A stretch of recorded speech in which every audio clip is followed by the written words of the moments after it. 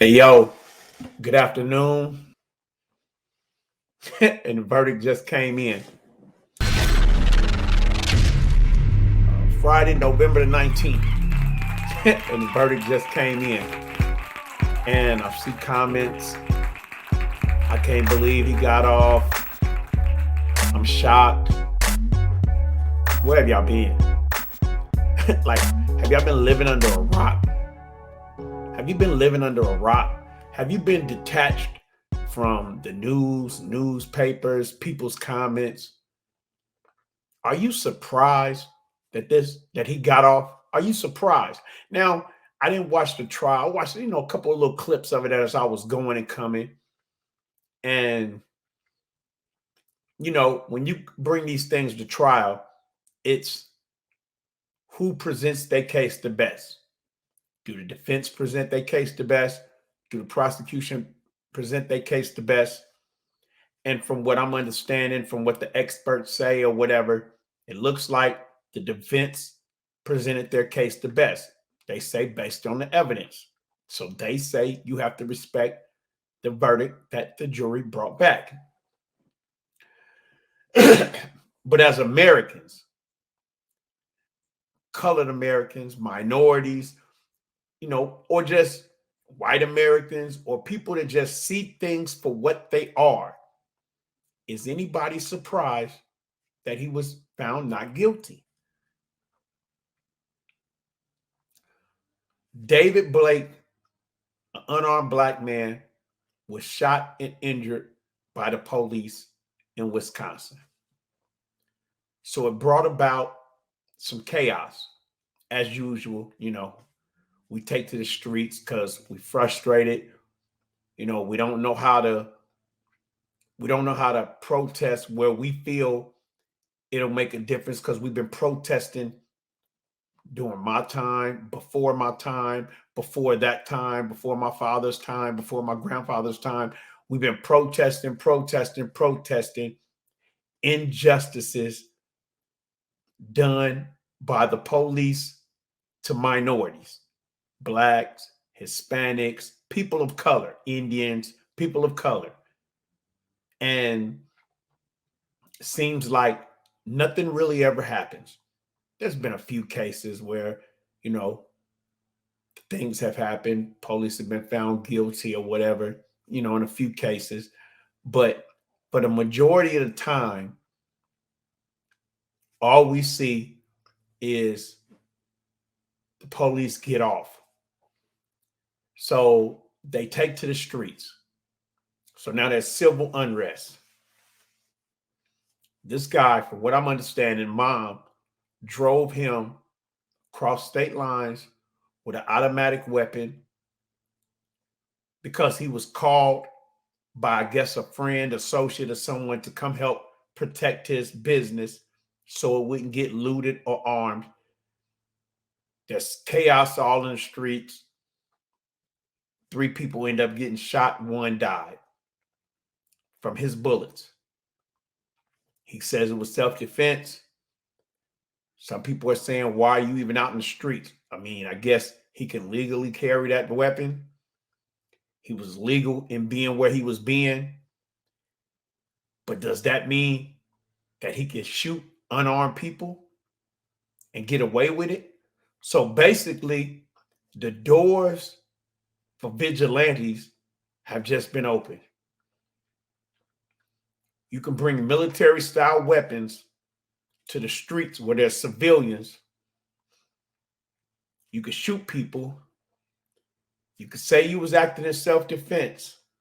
And if you look a certain way, and if you get on the stand and cry, I watched that. That was a terrible display. He was trying so hard to cry.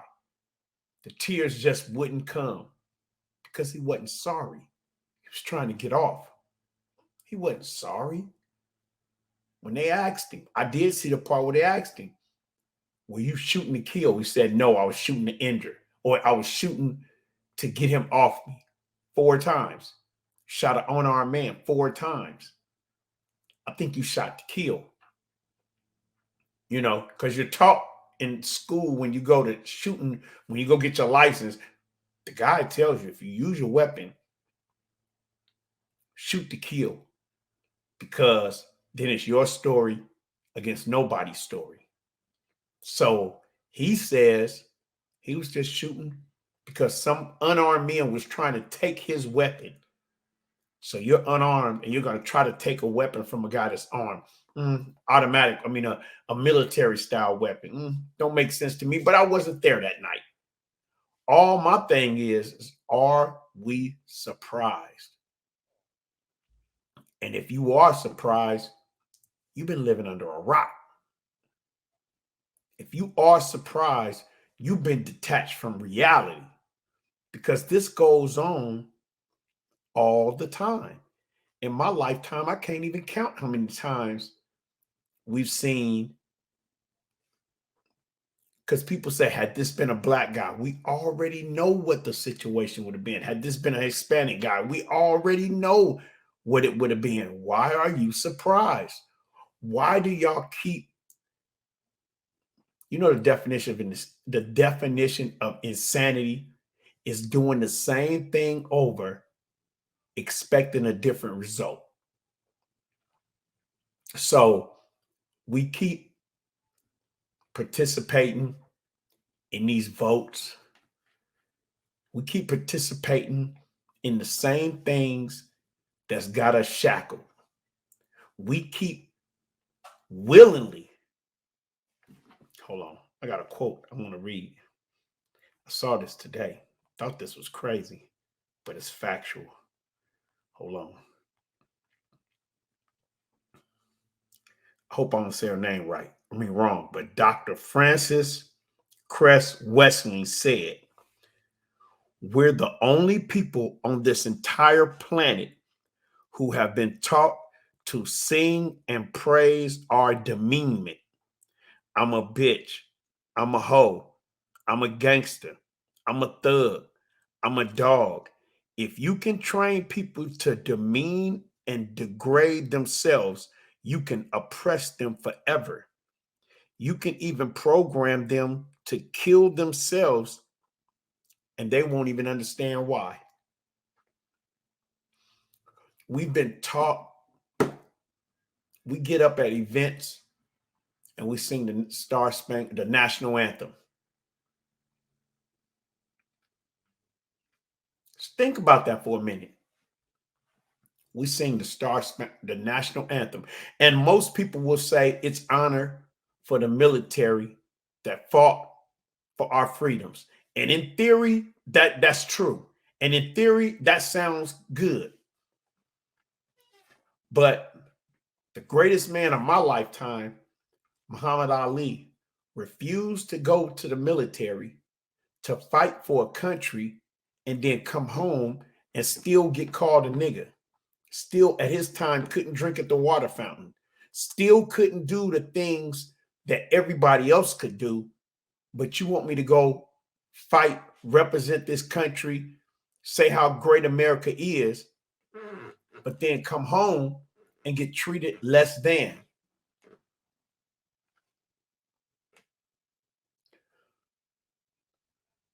We have a battered mentality.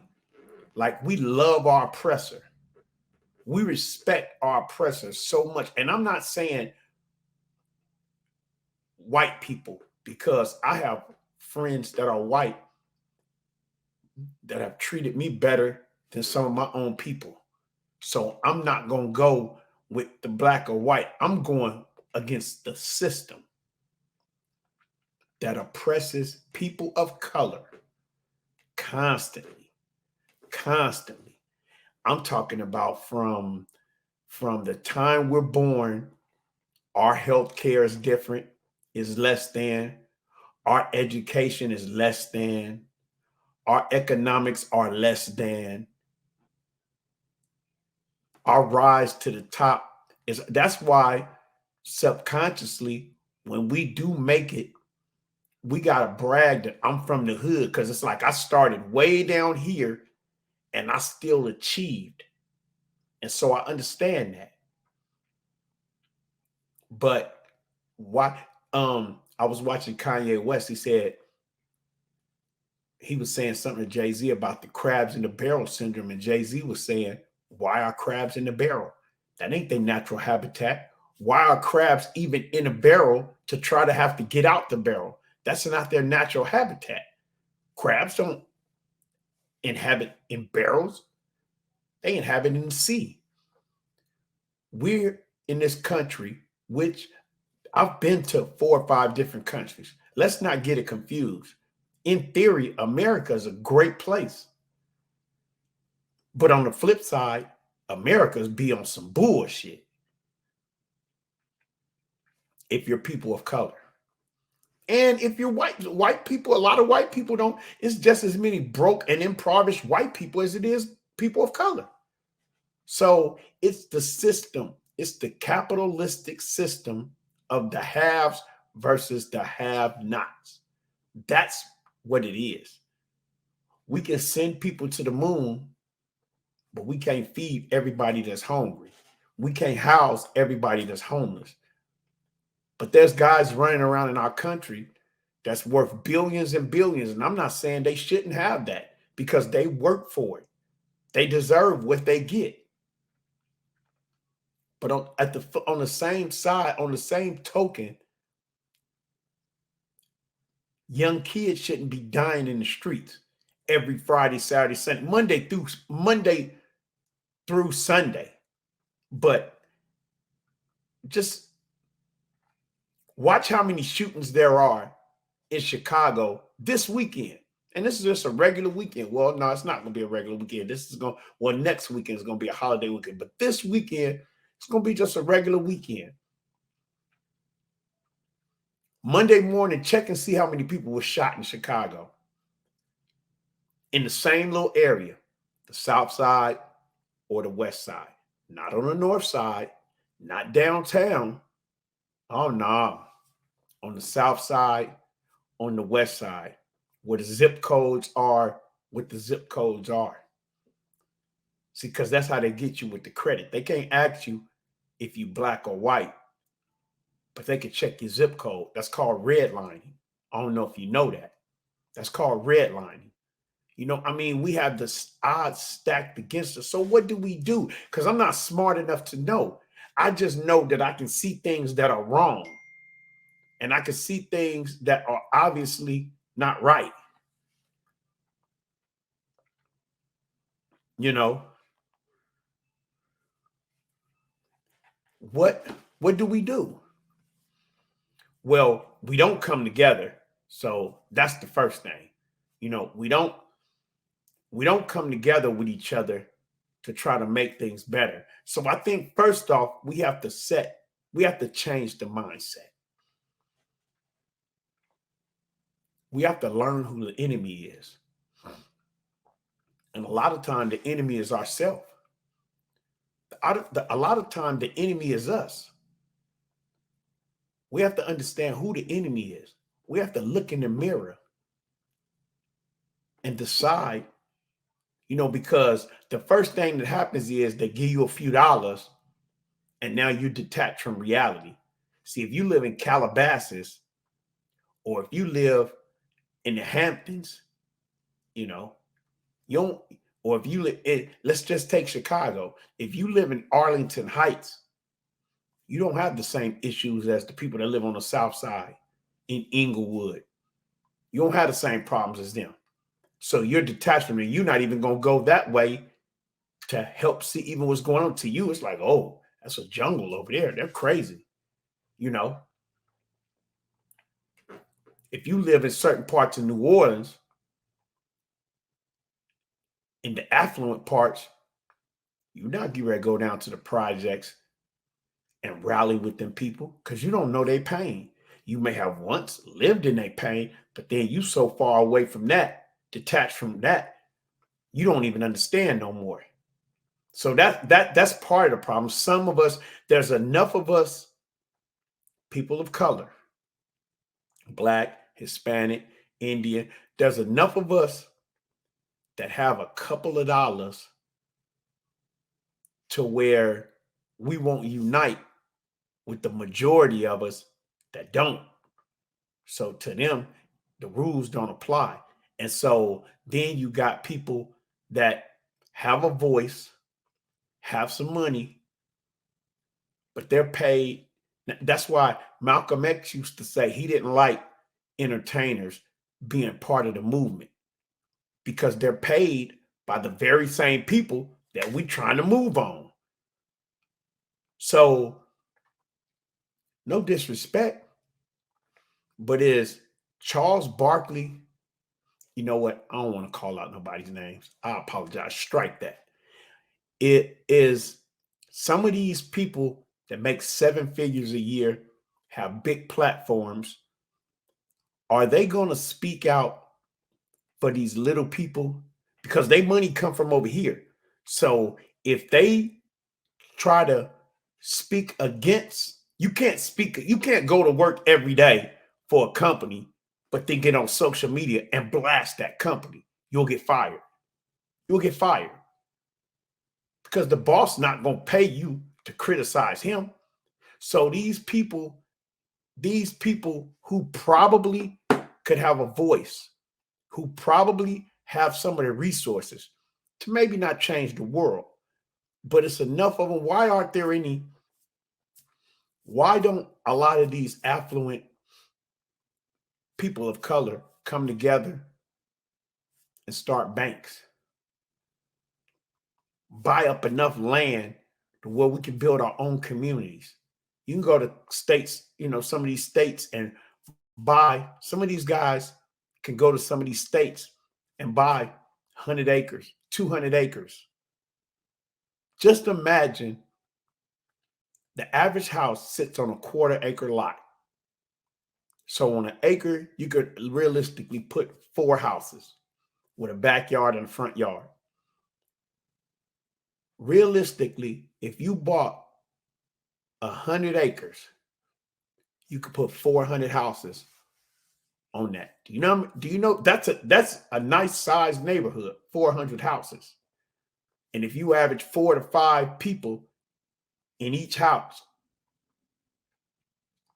do the math of how many people that is. So just think, if a lot of these well-to-do people of color just bought 100 acres, some of these places, in some of these areas that's undeveloped, you can buy an acre for 4,000, 5,000, 10. Let's just say $10,000. You buy an acre and you buy 100 acres. So just say you take that $1 million and you buy 100 acres. And then because you have a voice and because you are somebody, you can get a loan, you can get houses built. You can create communities that's not policed by the opposition, but that's policed and governed and ran by the people of those areas.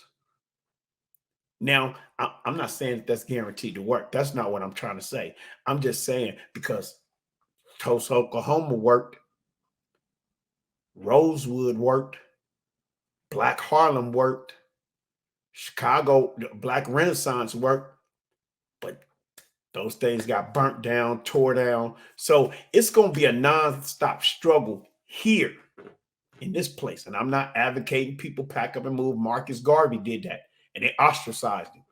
They wanted to kill him. They wanted to run him out. Like, what do you mean leave America? My family helped build this country. Right. And you don't own nothing. You don't own nothing. We so detached.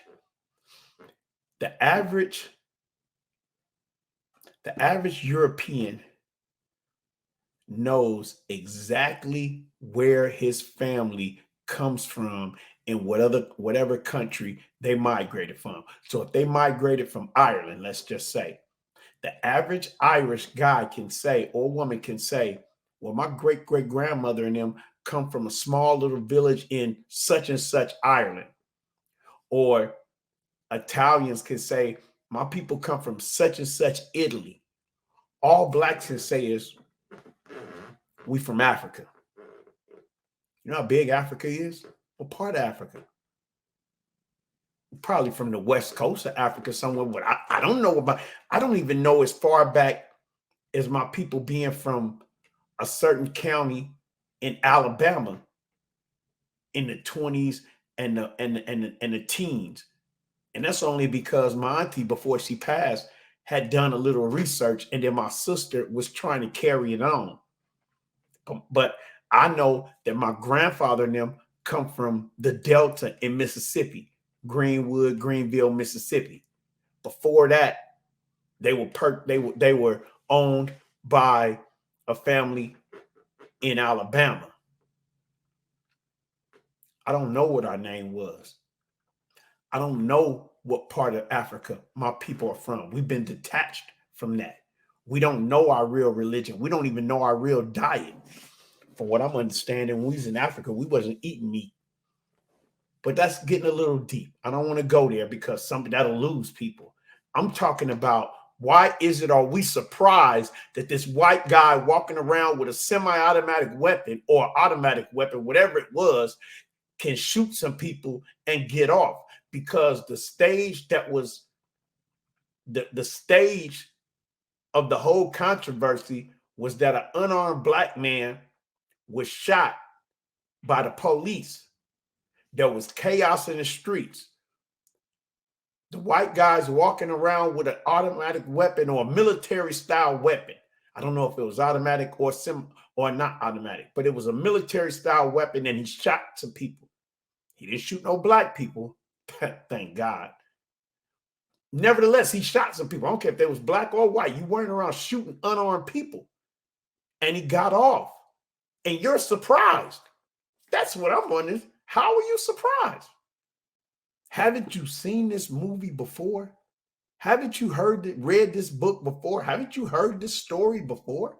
Haven't you? You haven't? Where have you been? Where have you been? I don't know what to say, man. I don't know what to say. A couple days ago, a well-known rapper is killed in his own neighborhood, going to buy some cookies. Now, I don't know what kind of beef he had. I don't know what kind of drama he had. I don't know what the story was. I just know that it happened. I just know it happened. And my friend tells me it's this whole kill culture. And it's almost like a lot of these youngsters feel like there's some kind of success in being killed. I know I don't understand it because I'm an older guy. But a lot of these youngsters somehow think that you're a martyr, or, there's some success in dying. There was one rapper in Chicago, I don't know if it was last year, year before last. I was watching an interview of him, and he was talking about how his brother had been killed, and he was kind of like a successful rapper. So the guy interviewing him asked him, don't you fear for your life? Are you scared? And he was like, nah. What's bad about dying? That's what he said. And he's probably in his 20s. So what happened? He's downtown Chicago shopping. From what I understand, the guy in the store said, hey, man, it's some people outside with some guns. Do you want to go out the back door? Just from what I'm understanding. And he pretty much was like, nah. If it's going down, let's get it over with. From what I'm understanding, I could be wrong. Nevertheless, he had a lot of negative energy around him. His whole conversation, when I watched the interview, it was negative. No, I would have not. No, I don't, it's not like, well, he deserved to die. No, nobody deserves to be shot and killed. I mean, unless, there are rules to the game now. There are things you ain't supposed to be doing, and the punishment for that could be death when you in the streets. But I thought the goal was to get successful and leave the bad environment. I'm not saying you can't help the bad environment, because that's half the problem. Half of us get successful and we turn our back on the place where we was at, and that's why it breeds animosity and jealousy, and that's the crabs in the barrel, because we shouldn't be in that barrel. We shouldn't be in those bad neighborhoods. So then when one tries to get out, everybody want to pull you back down. That's the crabs in the barrel bull. Like Jay-Z said, why are there crabs in the barrel? Why are we in these bad neighborhoods anyway? That's the question we got to ask. And why is it cool, like that quote I read, to be called, to demean ourselves? See, mentally, we got to start looking at ourselves as better than what we are. You know, I don't know if 1,000 years ago, if everybody was a king, because if there's a king, everybody couldn't have been kings, because then who were they ruling? Because kings rule. So who were they ruling? So everybody couldn't have been a king. Everybody couldn't have been a queen. Nevertheless, because I don't know what happened 400, 500 years ago. I'm just talking about right now, today. When I was coming up, not in my area, but when you look at it, if you do the research, the deadliest times was in the 70s. Almost every city's record number of homicides was in the 70s. I don't know what was going on, because in the 70s, I was a kid. I was real young. I don't really understand what was going on. Miami, Houston, Chicago, New York, LA, the bloodiest times was the 70s. So what happened? When did we stop uniting? When did we stop being unified? When did we stop looking at the next man and what's up, brother? When it, somehow it turned to what's up, nigga? And then we turned that into a term of endearment. My nigga, what's up, my nigga? What's up, my nigga? I'm guilty of it. I'm not telling you nothing that I don't do. I'm guilty of it. When did being dumb, this whole dumb down culture, when did being dumb become cool? Because even the early rappers, Rakim, KRS-One, like even they spoke intelligently.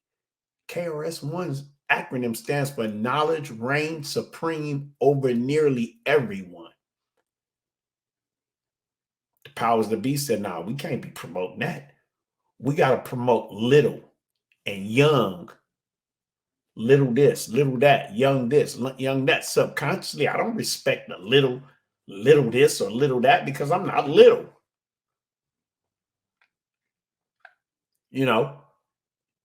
It's this kill, kill, kill. Now, me, I'm old enough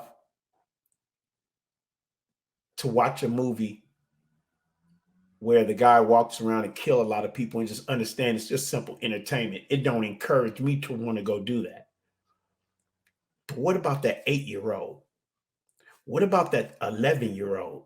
What about that 14-year-old who has access? He knows where his daddy hid the gun at. So, like in Boys in the Hood, his friend got killed. He know who did it. He may go steal the gun and go try to get revenge, because that's all he know. A lot of kids wasn't taught to dream. Fortunately for me, when I was coming up, we moved around a lot. Now, that brought about a lot of instability. But on the flip side, it was never nothing for me to go places I never been. When I moved to Chicago in 92, I keep referencing Chicago because I lived in Chicago. I love Chicago. It's like my favorite city in the United States. I don't like a lot of stuff that go on, but far as the city of Chicago, that's why I got a Chicago hat. I love the city of Chicago.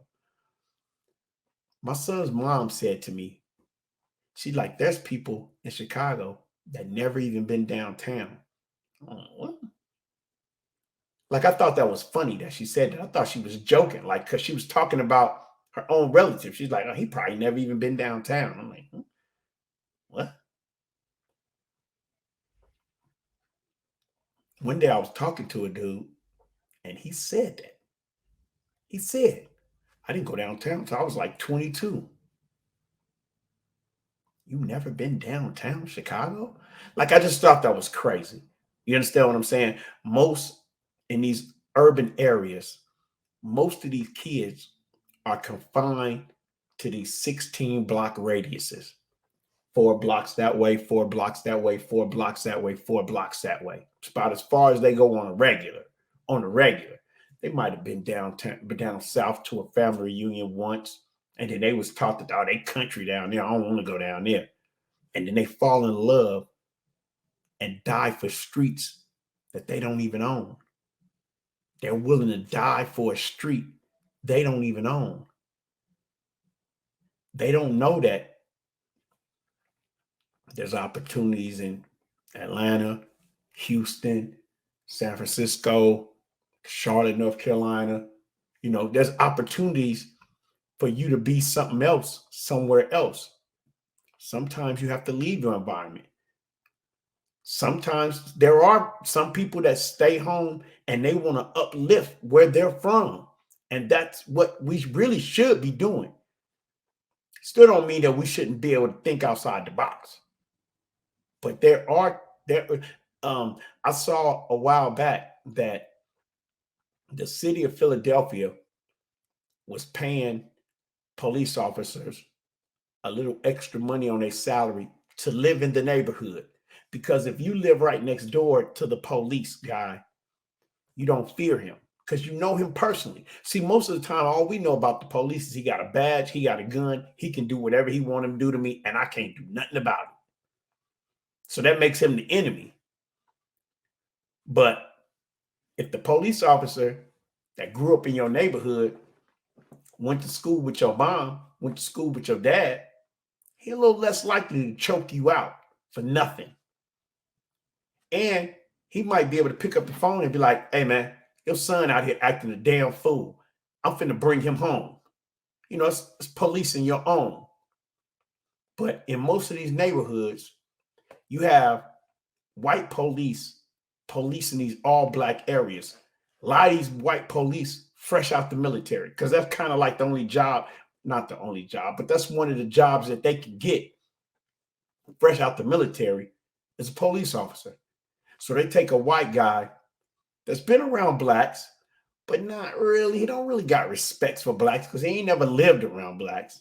So he has a stereotype of what black people are. So he's thrown into these black neighborhoods, so he don't understand nothing about the lay of the land, and he's taught to police that. Recipe for disaster. Recipe for disaster. I don't respect you. You don't respect me. I'm scared of you. You scared of me. You got a weapon. I got a weapon. Something about to go down. I think black police should be policing black neighborhoods. Now, I'm not saying that'll be 100% the perfect way, but I think it's like, you know, I used to be in the streets, and it's been times when black police get behind me. My antennas is raised, but a little less than when the white police is behind me. Still the police, but you know, we speak the same language. If you pull me over, and if I ain't doing nothing wrong, I'm saying, I'm doing something wrong. I don't care, black, white, Chinese, Asian, whatever. I'm pulling me over. I'm getting out and running. Okay, nevertheless, when I'm not doing nothing wrong, you know, the black police get out. He understand the language. I understand his language. We can read each other. We can feel each other. The white guy has one thing on his mind. What did you do wrong? I'm ready to arrest you. Now, that's not all white police. That's not all police. Most police, I think, want to go to work, do their job, go home to their family. They don't want to fill out a report and have to go to get it investigated because they killed somebody. However, you got these police that was beat up in school, took advantage of, didn't make the football team. The girl they liked didn't like him. She liked the black guy. He has a vendetta against black people. He couldn't wait to take that oath and get assigned to the Bronx Jamaica, Queens,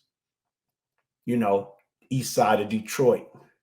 He couldn't wait to get assigned to them areas, Compton, Inglewood. You know what I mean? He couldn't wait to get assigned to them areas because he want to beat him a nigga up. And if all else fails, he want to shoot him a nigga. And there's really no way to understand if that's going to happen or not. But one thing I think should happen is when them officers come back from the military, we need to really, really examine them before you throw them in an area and put a badge on them, because they're already trigger happy. Once again, my whole little spiel here is, if you're surprised that this dude got off, I don't know where you've been. I don't know where you've been. It's a shame that I feel like that. And it's a shame that you don't know you were surprised that he got off. Because in the world of good, he shouldn't get off. This world ain't good. I could go into a whole bunch of other things, but we're going to leave that right there. We're just going to sit that right there. And, you keep running around and posting on social media, oh, I can't believe he got off and all that. And you go through your whole thing. And then next time you do it again. And then the next time you do it again. And at some point, maybe you'll be like this. We live in America. This is just what happens in America. This is just what happens in America. There's some people that can just do things that other people can't do. Yeah, it shouldn't be like that, but it is.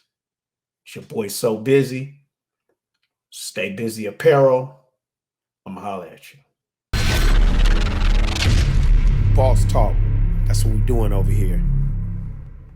Hey, it's your boy So Busy. Tune in to Boss Talk 94303 Wednesday nights, 8 p.m. Eastern. And if you like what you've been seeing and like what you've been hearing, hit that like and the subscribe button, man.